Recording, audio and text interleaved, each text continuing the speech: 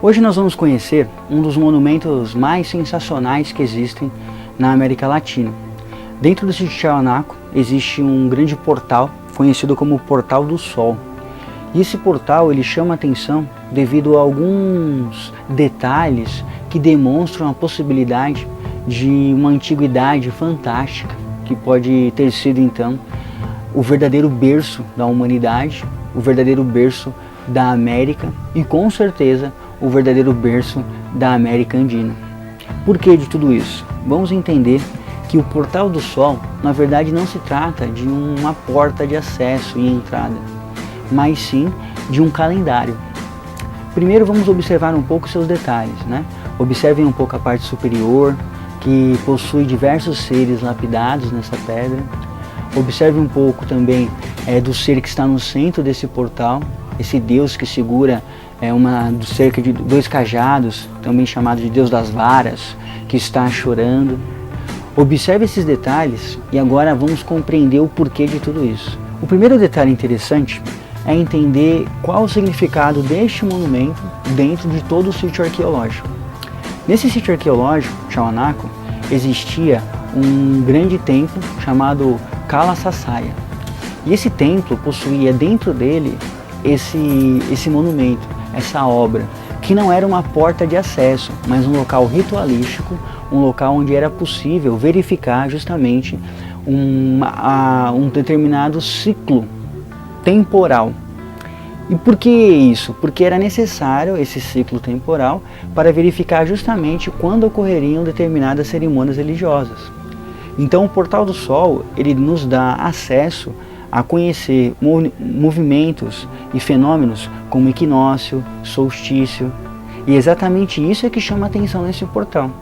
E aí você pode dizer, mas como é possível identificar essas coisas olhando esse portal? Bom, primeiro que o portal ele é esculpido em pedra, em rocha vulcânica e em um bloco só, então de certa forma é um monolito. E ao ser esculpido desta forma, propositalmente é claro, foi deixado então uma certa lógica no seu tamanho e de certa forma em todas as suas dimensões. Ele possui cerca de 3 metros de altura, né? Porém pesa aí cerca de 10 toneladas, então é um monumento muito pesado e muito rico em detalhes. E como é possível entender essas coisas? Primeiro é necessário algumas noções de geografia. O planeta Terra ele possui, além dos movimentos que nós conhecemos com mais tranquilidade, rotação e translação, também um movimento chamado movimento de precessão, que é onde ocorre uma pequena modificação do eixo da Terra, de alguns graus em um determinado tempo. Se nós começarmos a estudar os desenhos que existem no Portal do Sol, cada um desses seres que estão aí então desenhados são chamados de chasques, que são seres alados que vocês podem ver. Tem 24 do lado esquerdo, 24 do lado direito. No centro existe o Deus das varas, também chamado de Deus que chora, que é esse ser que impunha então em suas mãos 2 varas, 2 cajados. Esses seres que estão de ambos os lados, embaixo, como se fosse um rodapé, possuem então uma miniatura do Deus Sol, onde você vê algumas faces, necessariamente não são faces humanas, porém faces que representam talvez uma espécie de Deus Sol ou de representação do Sol.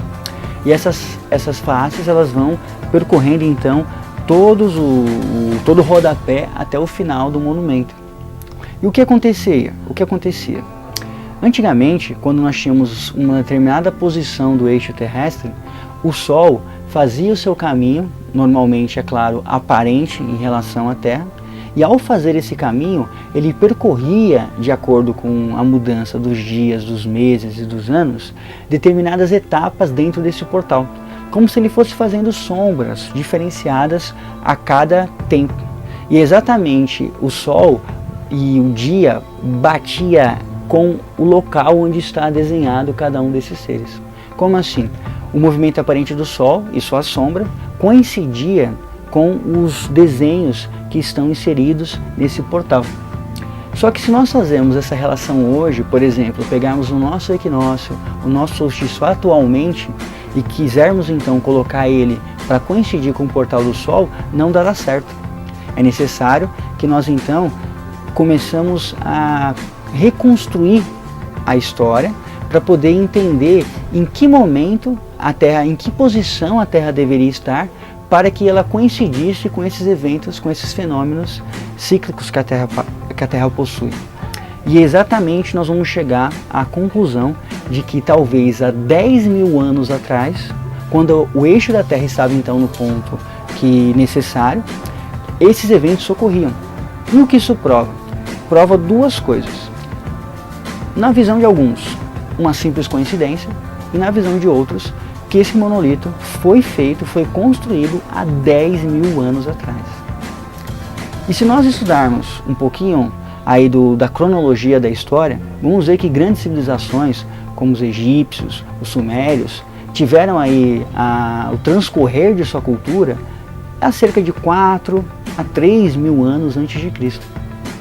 Pensar em uma civilização construindo um portal como aquele, muito antes mesmo das pirâmides, muito antes de qualquer outra civilização ter desenvolvido talvez até mesmo a escrita, ou até algumas coisas anteriores a isso, ou seja, em épocas pré-históricas, você conseguir visualizar uma nação construindo algo como um portal do Sol, aonde existia conhecimentos de astronomia, conhecimentos ligados profundamente à arquitetura, é repensar a verdadeira idade da civilização, é repensar nossa noção histórica até os dias atuais. O Portal do Sol, então, ele abre campo para que você consiga reconstruir toda a sua noção histórica de tempo e sua noção histórica de civilização e desenvolvimento. E por isso é que ele é um portal tão fantástico, um portal que chama tanta atenção. Quando você entende essa relação calendárica, quando você entende essa relação solar com tudo que foi feito ali, você começa a pensar, se esse portal foi construído nessa época, o quão antiga não é a civilização de Tiwanaku, o quão antiga talvez não seja a existência de toda a América Andina.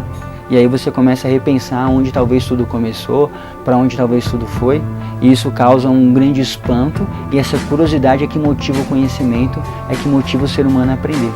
E justamente então o papel do historiador é investigar esses fatos. Muitos historiadores investigam o Portal do Sol, como o Arthur Poznansky, que se naturalizou até mesmo boliviano para poder ter acesso e poder ficar perto desse portal, e muitos outros vão utilizar anos de suas vidas para entender os mistérios que ele pode abarcar, porque ele talvez seja a chave para entender de fato a origem da humanidade, a origem da nossa história, a origem das civilizações. Continue conosco, acompanhando essas grandes obras, conhecendo o sítio de Tiwanaku e outras regiões da América Andina e da América Latina que nós iremos demonstrar. Um grande abraço do Grupo Observador e do professor Jonathan Toches.